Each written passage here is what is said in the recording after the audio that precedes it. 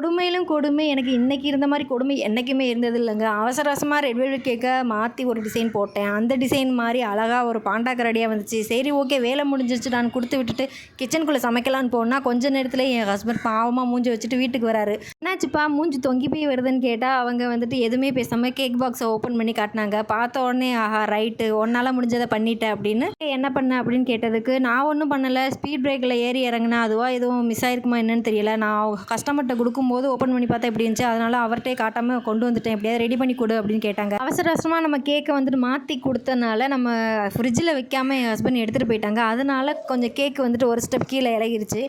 அதனால whipping cream loose ஆனனால கேக்கு கொஞ்சம் damage ஆகுற மாரி இருந்துச்சு. அத எல்லாத்தையும் நான் ரிமூவ் பண்ணிட்டு ஃப்ரெஷ்ஷா கிரீம் அடிச்சு நான் இதே மாரி பண்ணிக்கிட்டேன். கரடிக்கு கண்ணு கலர்லயே காது இருக்கணும்னு குட் டே பிஸ்கெட்ல சாக்லேட் கனாச் வச்சு இந்த கேக்க ஃபினிஷ் பண்ணிக்கிட்டேன். இந்த கேக்கோட லுக் இப்படி தான் இருந்தது. இதோட ஸ்டோரியும் இவ்வளோ தான். இந்த கேக் பிடிச்சிருந்தா லைக் அண்ட் சப்ஸ்கிரைப் பண்ணி சப்போர்ட்